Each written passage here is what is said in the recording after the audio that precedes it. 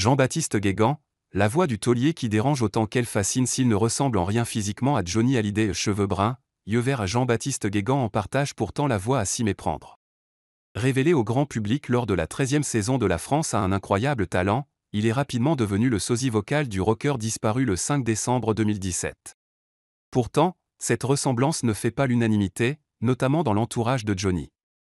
Jean-Claude Camus, producteur historique du chanteur, a vivement critiqué cette imitation, parlant des usurpations d'identité.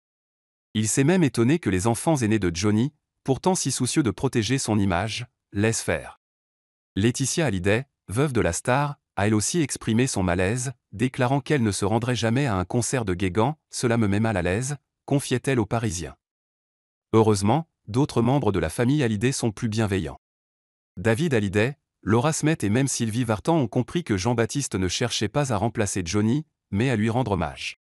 Conscient de ce que sa carrière doit à cette voix singulière, Guégan s'est recueilli sur la tombe de son idole au cimetière de Lorient, 6 mois après sa mort.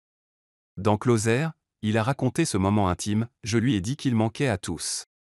La chanson française n'est plus la même sans lui. » En hommage, il a déposé une guitare symbolique sur la tombe, tandis qu'une autre, identique, dérivait sur la mer selon une coutume funéraire. Derrière l'homme de scène, il y a aussi une femme.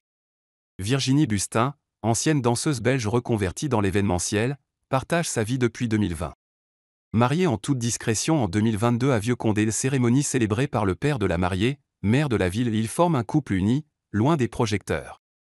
Virginie, entrepreneur engagée à la tête de VB Events, est aussi son pilier personnel et professionnel. Jean-Baptiste ne cesse de louer celle qui l'accompagne dans les hauts comme dans les bas. Plus qu'une épouse, elle est l'âme discrète mais essentielle de son succès.